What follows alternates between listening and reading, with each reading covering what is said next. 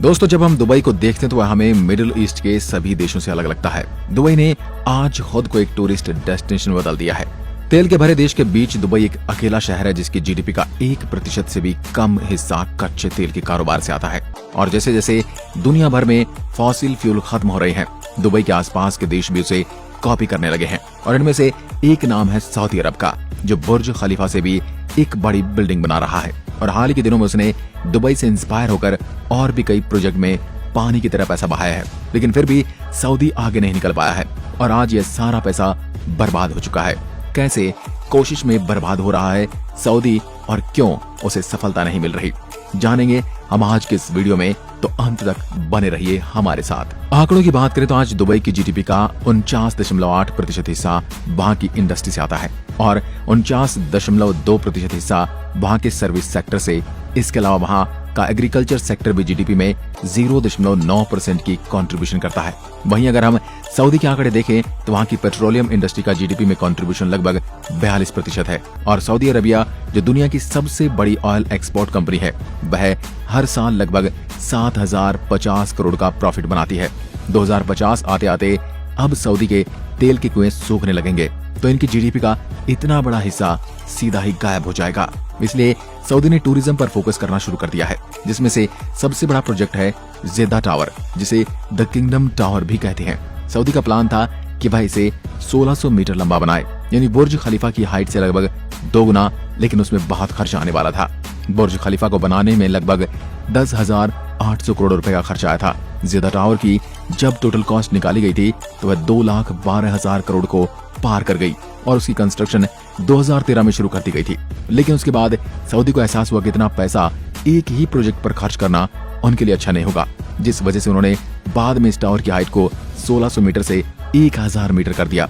लेकिन यहाँ पर सऊदी ने गलती ये की कि उन्होंने अपने बजट को भी घटा दिया और इसे 9,750 करोड़ का कर दिया, जो कि बुर्ज खलीफा से भी कम था। यानी सऊदी बुर्ज खलीफा से बेहतर बिल्डिंग भी बनाना चाहता था और साथ ही उसे पैसे भी बचाने थे। ये टास्क लगभग नामुमकिन था, जिस वजह से इस प्रोजेक्ट में कई सारी रुकावटें आनी शुरू हो गई। लेकिन यह रुकावट तो अभी कुछ भी नहीं थी। इसके बाद आया साल 2017। इस साल सऊदी क्राउन प्रिंस मोहम्मद बिन सलमान ने बयाद के एक होटल में सऊदी के सभी अमीर बिजनेसमैन और पॉलिटिशियंस को कैद कर लिया और उन सभी पर करप्शन के चार्ज लगा दिए। कुछ लोग तो मानते कि इनमें से कुछ लोगों को टॉर्चर तक किया गया, जिसके कई सबूत बाद में मीडिया में मिले।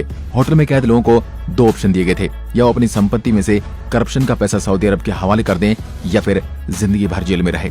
इस एक घटना से सऊदी अरब को 8,25,000 करोड़ रुपए की रिकवरी हुई। लेकिन परेशानी ये थी कि जिन बिजनेसमैन को सऊदी ने कैद किया था, उनमें से कई वह लोग थे जिनके पास जेदा टावर को बनाने की जिम्मेदारी थी। इस घटना से नाराज होकर इन लोगों ने अलग अलग बहाने देकर जेदा टावर के काम को रोक दिया। 2017 से 2021 तक जेदा टावर के ऊपर कोई काम नहीं हुआ। अब दोबारा से 2022 में उस पर काम चालू हो गया है। लेकिन सऊदी अरब ने जो 4 साल बर्बाद कर दिए, इस कारण उनका खर्च और बढ़ गए हैं। अभी सवाल यह आया है, क्या सऊदी को यह टावर बनाना भी चाहिए या नहीं। स्काई स्क्रैपर को इसलिए बनाया जाता है क्योंकि शहरों में जगह नहीं होती है और इसलिए लोगों को बड़ी बड़ी बिल्डिंग बनानी पड़ी ताकि वह लोग वहां रह सके। लेकिन आज के स्काई स्क्रैपर से यह उम्मीद की जाती है कि यहाँ ज्यादा टूरिस्ट लेकर आए। इसी वजह से जेदा टावर कंप्लीट हो गया तो इसके काफी सारे हिस्से को कमर्शियल एक्टिविटी के लिए इस्तेमाल नहीं किया जा सकेगा। चीन ने भी शंघाई टावर के साथ यही गलती की थी, जिस वजह से शंघाई टावर एक फेल्ड प्रोजेक्ट माना जाता है। अब इसके दूसरे पहलू पर नजर डालते हैं। इस बात की कोई गारंटी नहीं है कि अगर जेदा टावर बन भी गया तो सऊदी अरब में अचानक से टूरिस्ट आने लग जाएंगे। इसके कई कारण हैं। पहला कारण तो ये है कि सऊदी अरब सिर्फ दुबई को कॉपी कर रहा है, इसलिए यहाँ पर कुछ भी ऐसा अलग नहीं है जो टूरिस्ट को अट्रैक्ट करेगा। जितना भी टूरिस्ट डेस्टिनेशन है, फिर चाहे वह सिंगापुर हो, टोक्यो हो, यह सब इसलिए पॉपुलर नहीं है क्योंकि वहाँ पर बड़ी बड़ी बिल्डिंगें हैं।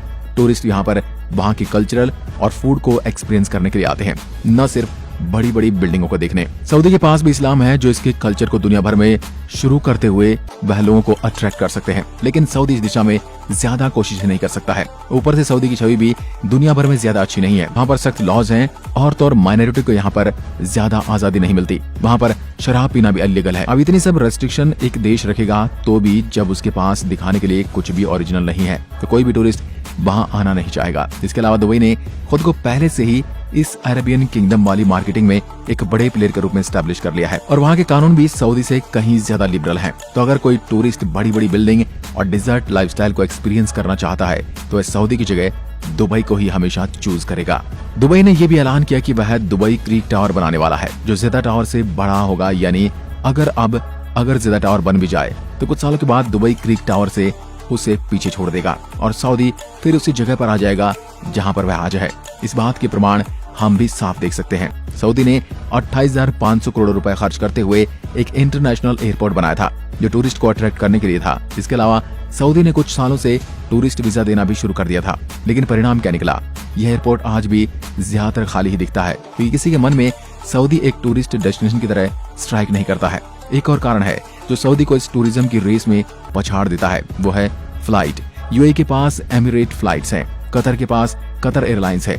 ये दोनों ही यहाँ की सरकारी एयरलाइंस है, जो पैसेंजर को एक रॉयल एक्सपीरियंस देती हैं। क्योंकि ये सरकारी एयरलाइंस है, इसलिए लोग प्रॉफिट के बारे में नहीं सोचते और ज्यादा से ज्यादा बढ़िया सर्विस देने की कोशिश करते हैं। इस वजह से यहाँ की इकोनॉमी क्लास में बैठे पैसेंजर भी बिजनेस क्लास का अनुभव करते हैं और इससे इनके देश की छवि भी सुधरती है। एमिरेट्स में बैठने वाले पैसेंजर के मन में जिज्ञासा उठती है कि कभी दुबई या अबू धाबी को देख कर आया जाए।